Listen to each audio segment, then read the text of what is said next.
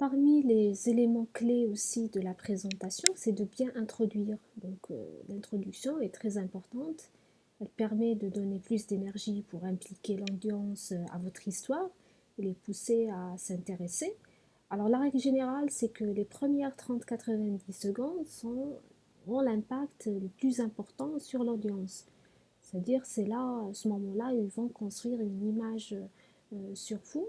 Donc, il faut mieux préparer l'introduction de la manière la plus professionnelle possible pour capter l'attention de votre audience. Parce que après ces secondes-là, même avoir les 2 premières minutes, ben, l'audience, c'est bon, elle sait que vous présentez bien ou mauvais. Donc, il y aura déjà le préjugement et que la suite, ils vont juste voir le contenu de votre présentation. Ils vont oublier un petit peu la fin. Alors maintenant, quelles sont les techniques pour bien introduire? Là, ça dépend du contexte. Si c'est une présentation de soutenance ou bien une présentation lors d'une conférence ou un séminaire ou autre. Donc ça dépend la situation. Alors, les techniques qui sont utilisées notamment par les chercheurs, la première, c'est de commencer ce qu'on appelle avec une bombe. Ça veut dire quoi? Dès la première phrase de ma présentation, je vais expliquer ou je vais annoncer un résultat statistique surprenant, une question de réflexion, un proverbe de provocation. Donc ça permet d'attirer le maximum de personnes.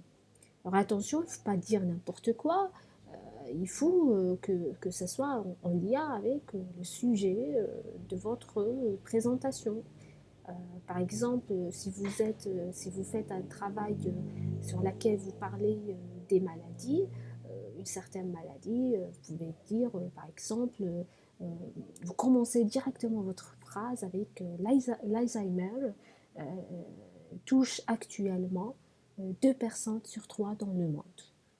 Donc là, ça surprend tout le monde. Ils vont attendre que vous continuez votre discours pour donner plus de précision, pour dire le pourquoi ou bien pour donner des solutions. Une question de réflexion, un proverbe, donc ça dépend, mais c'est quelque chose de surprenant. Donc là, c'est une façon d'introduire qui permet de capter, de sensibiliser peut-être l'audience à une certaine problématique euh, qui est existante.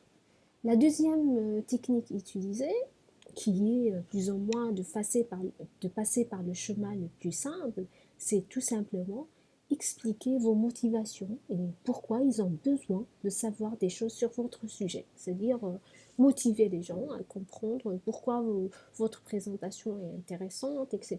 Donc, essayez d'introduire. Donc, c'est le deuxième style qui est généralement utilisé dans les soutenances, dans les présentations de projets de fin d'études. Alors la troisième technique utilisée certaines fois par des chercheurs, c'est-à-dire on est en train de faire une présentation devant des collègues, ce n'est pas un cadre très formel, ce n'est pas une soutenance de thèse ou une présentation assez formelle. Par exemple, si c'est un séminaire entre collègues, etc., il y a certains chercheurs qui favorisent l'humour. Alors pourquoi? Parce que généralement, enfin, ce genre de réunion de séminaire, donc on peut rapidement tomber sur un discours qui est assez ennuyant, très technique, très scientifique. Donc pour capter l'attention des personnes, ce qu'ils font, c'est de jouer un petit peu avec l'humour pour impliquer l'audience. Donc ça, c'est parmi les techniques qui sont utilisées pour bien introduire. Alors, un autre élément très important lors d'une présentation, c'est maîtriser votre voix. Alors, c'est votre instrument, c'est avec lequel vous êtes en train d'interagir avec ces personnes-là. Donc, il faut parler clairement avec un volume adapté à la salle, donc pas trop bas, pas trop élevé, et un ton conversationnel et non linéaire pour attirer l'attention. Ça veut dire quoi? Quand je parle, je ne vais pas dire dans cette phrase, par exemple, le deuxième point de cette diapositive, je ne vais pas dire Parler clairement avec un volume adapté à la salle et un temps conversationnel. Voyez, donc c'est un temps qui est assez linéaire, donc c'est pas motivant, les gens ne vont pas trop vous suivre. Surtout si vous pas continuez à parler pendant 10 minutes avec un temps pareil, ben, les gens vont s'endormir, donc ils vont pas pouvoir vous suivre, c'est difficile, il faut faire euh, énormément d'efforts pour comprendre ce que vous êtes en train de dire. Alors le temps conversationnel, c'est-à-dire de jouer avec le temps, ça permet de capter plus l'attention. Je vais redire la phrase avec ce temps conversationnel. Alors comment je vais faire? Bon, je vais le lire, je vais dire parler clairement avec un volume adapté à la salle et un temps conversationnel, c'est-à-dire non linéaire pour attirer l'attention. Vous voyez? Donc c'est une façon de capter en même temps l'attention en jouant avec le ton, avec les mots qu'on est en train de dire, d'accentuer certains, par exemple pour mettre l'attention sur certains mots. Alors le ton doit être un peu élevé en début de phrase pour capter l'attention, mais il ne faut pas le faire tout le temps. C'est-à-dire je suis en train de parler, j'arrive à une diapositive qui est très intéressante, donc ils doivent m'entendre, je dois accentuer sur cette diapo. Donc qu'est-ce que je fais? J'essaie d'utiliser un ton un peu élevé au début, c'est-à-dire si jamais je viens de lancer cette diapo, comment je vais la commencer pour attirer l'attention? Parler à votre audience. Donc, comment je vais commencer directement? Je vais dire, votre instrument, c'est votre voix. Donc, je peux le dire de cette façon. Donc, vous voyez le V qui est euh, avec un ton un peu élevé. Donc, ça capte l'attention, ils vont vous regarder, et c'est ça le but en fait. Et ensuite, évidemment, il ne faut pas parler tout le temps comme ça. Ensuite, on va parler clairement, avec un volume adapté à la salle, etc. Donc, là, c'est juste le premier mot, la première lettre du début de la phrase. L'idée, c'est juste de capter l'attention, mais il faut faire attention quand est-ce qu'on l'utilise. Il ne faut pas en abuser, sinon les gens ils vont être mal à l'aise, ils vont être dérangés par votre façon de discussion.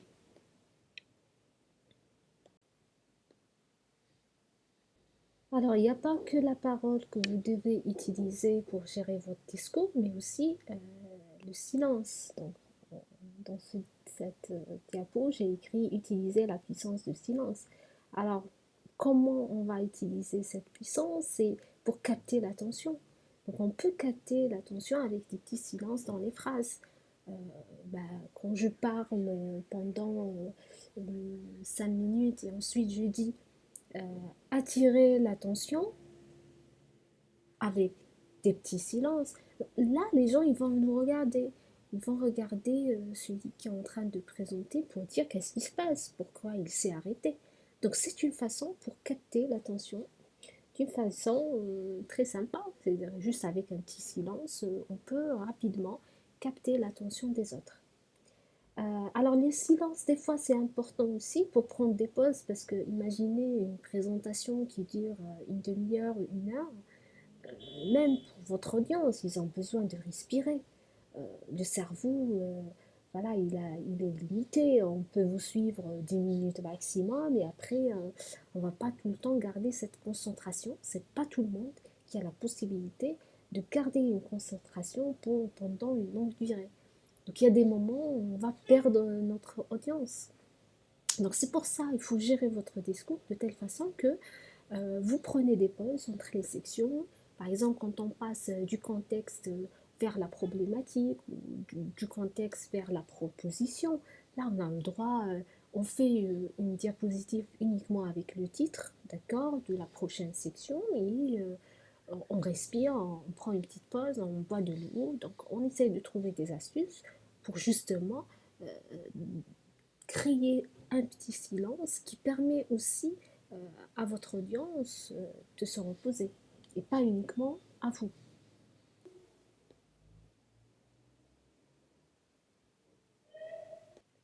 Alors le dernier point qui est très important pour avoir une bonne présentation, c'est de gérer l'interaction. C'est-à-dire, pendant votre présentation, vous ne devez pas être le seul à, à parler.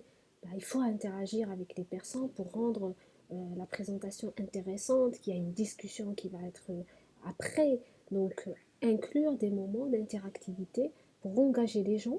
Alors, comment faire cela? Parce que généralement, bah, on se retrouve en train de parler seul. Donc, comment on fait pour gérer, pour euh, créer ces moments d'interactivité? Vous pouvez tout simplement demander à votre audience de faire des prédictions.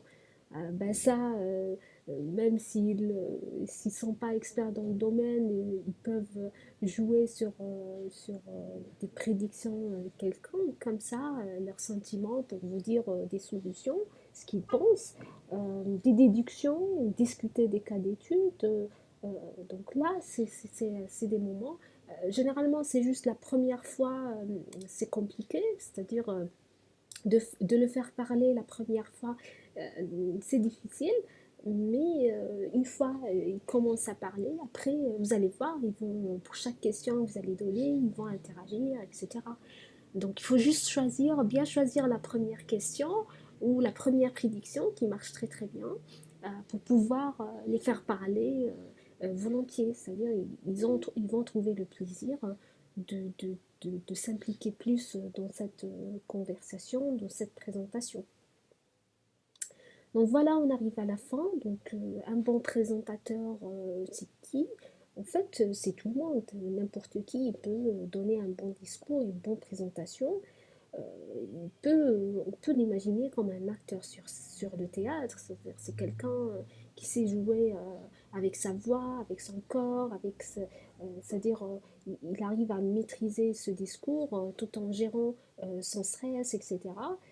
C'est quelqu'un qui est en train de raconter une histoire, même en parlant sur des sujets très techniques, mais qui va réussir à capter l'attention de son public, de les engager dans la discussion, de rendre son public intéressé par sa présentation, alors que même s'ils ne le sont pas, c'est juste la façon de présenter le sujet, euh, ça va, ça va le rendre intéressant pour eux. Euh, donc c'est quelqu'un, comme tout le monde, qui peut avoir peur, il peut être stressé, il peut même ne pas maîtriser complètement le contenu de son discours, mais il peut cacher tout ça avec un très bon discours et une très bonne présentation. Alors je termine avec quelques consignes pour améliorer vos présentations. Alors la première, c'est s'entraîner, s'entraîner, s'entraîner. Donc il n'y a pas mieux que la répétition.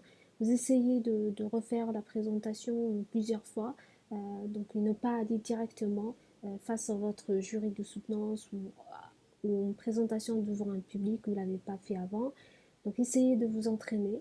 Il y a une technique qui marche très bien, c'est de filmer votre présentation. Donc ça va vous permettre de voir quels sont les gestes inappropriés, peut-être que vous êtes en train de faire. Est-ce que le discours correspond vraiment à ce que vous voulez dire, etc. Donc c'est une façon qui est assez correcte ça aide énormément pour avoir un jugement sur vous-même. Et enfin, mettez-vous à la place de votre audience, donc voir est-ce que le discours il est assez complet, assez correct, est-ce qu'on arrive à vous suivre, etc.